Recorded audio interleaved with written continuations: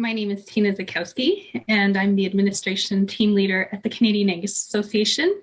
And in my role, I work with our board of directors. I do communications, some writing and editing, and some office management.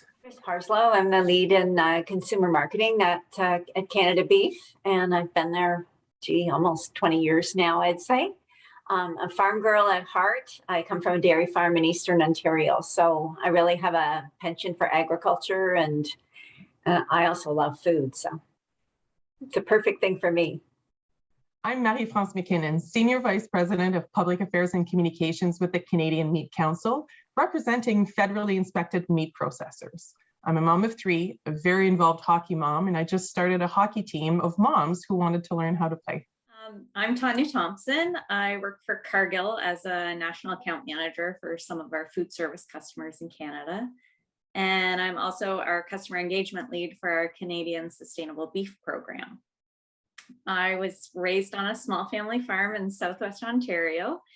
And, anyone who's grown up on a farm knows that gender's sort of irrelevant at the farm. It's when there's work to be done, you get your boots on and you get to it. So that was my upbringing. So my name is Lori Johnson. Both of my parents grew up on farms. So I was a little bit familiar with maybe what the farming lifestyle might entail. But when I was 18, Andrew and I got married. We were both 18 at that point, and it was a little bit of a transition going from city life to farm life. But over the years, especially as kids came into the picture, I began to really embrace it. I guess my role isn't so much out on the day-to-day operations of the farm, but I am a professional photographer, and I kind of transitioned, I guess, from wedding photography to marketing the purebred cattle years that we sold. So my name is Indira Moody. I am the owner and the president of a company called Viande La France, located in Shawinigan in Quebec, about 2 hours from Quebec City and 2 hours from Montreal. And a quick background of myself, I am an industrial engineer, about 30 years of career. I spent 20 years in the energy sector, and we wanted to have our business, family business, and we looked for it. I think we worked in almost 5 continents with my partner, and then a business in the region in Shawinigan came out in our radar. And when we did the due diligence, it was the perfect fit. So we acquired the biggest slaughterhouse under the provincial law in Quebec. I'm Joan Craig. I'm a beef farmer on our family farm located in Ontario. We have a cow-calf farm of a herd, actually, I should say, of speckled part cattle. And we have about 45 cow-calf pairs. And we also select a group that we keep for steers, and then they go into our direct marketing program for our brand, which is Blue Sky Beef. I guess it chose me. I was offered this position, and it provided a new challenge to learn about a sector that I wasn't aware of, and that, like most Canadians, didn't realize the opportunities that it had to offer. Actually chose a career in teaching. And when I went off to university, I left our beef farm as a young woman and went off to university to become a teacher. And I loved that career, and I did that for over 30 years. And while I was pursuing my career in teaching, my husband was a dairy farmer, so I kept involved with animal agriculture.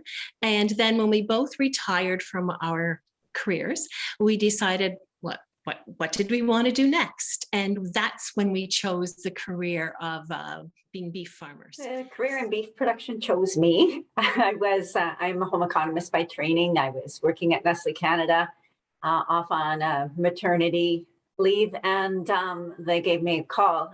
I love working with agriculture. Like I said, I have a farm background, so I really take pride in representing beef farmers and ranchers across the country.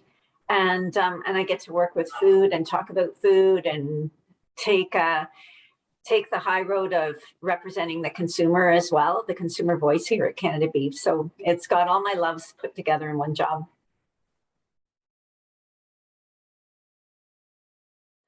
this is, we have one of the most difficult job on earth, but it's so rewarding.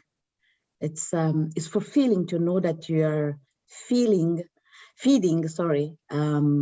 millions of people, and you're doing it with the quality product. We are the people that connect the reality between the farmer and the customer. It's so rewarding. It's just like being a doctor. You see your patient that goes in, or you're a professor. Those are a noble industry, very noble industry. It's I'm not scared to say that. People like to eat a nice steak and don't want to know where it's coming. But the reality is today, we can produce meat in an equitable manner, taking care of the well-being of the animals. I say to my kids, Mom, take care of the animal that has been brought for human consumption, and take them with pride, to take care of them with pride. So it's a noble business. Now I respect very much all the people that are not in that. It's okay, but nowadays we can produce meat in a very responsible manner, taking care of the ecosystem, taking care of the animals, taking care of the people working on that business, and it's good to do it with pride.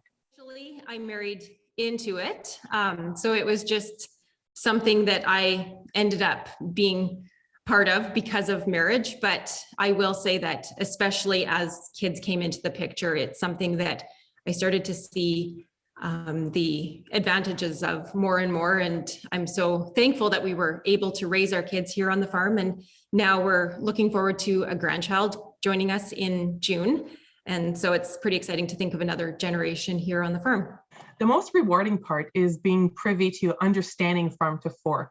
When I cook a meal for my kids, I know how everything on the plate got there and the thousands of people it took before we get to enjoy it. So when my family enjoys a good steak or a hot dog or a burger, I know these are the members that I represent.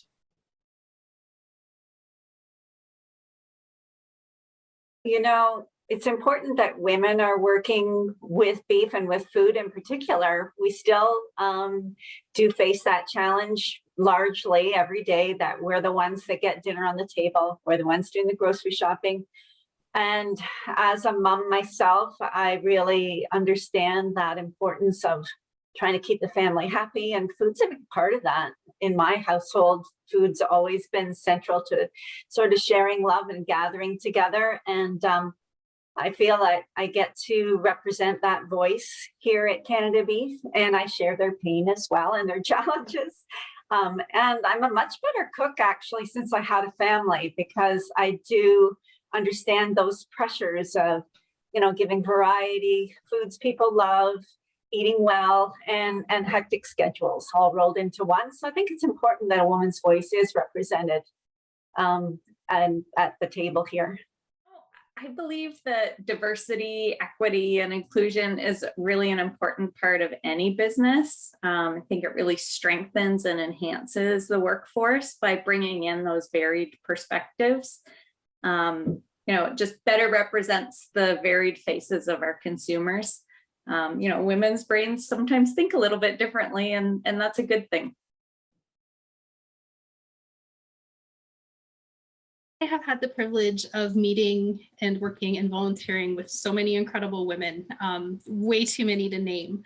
But the ones that stand out to me the most are the ones who they raise cattle, they work off the farm, they raise children, and they also find the time and the energy to volunteer and advocate for this industry. And most of them make it look effortless. Definitely, I will say our daughters, all of them have different roles on the farm, and they have different interests as far as things here around the farm, but they're all extremely capable and responsible, and they are doing a lot of the things that we used to have to hire out for in the past. So we'd bring in outside help for processing, veterinary work, preg checking, and they're handling it all now. So it's pretty inspiring to just watch what they're doing and see them thriving in their roles.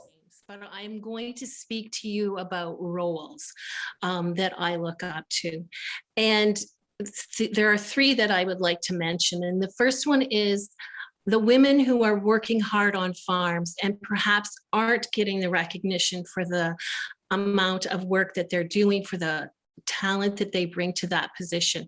And so I really admire them because it's hard work, it's labor, and I put a lot of value on those women that are bringing their talents and skills to that role, and perhaps not getting the kind of recognition publicly that they could be or should be.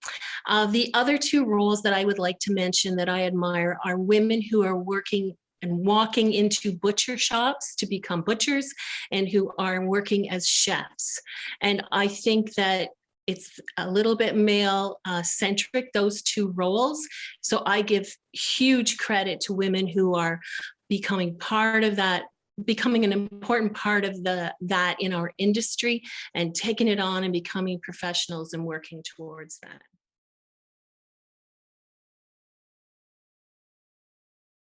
I think it's really important for young women to not really limit themselves and just look at what they believe is achievable.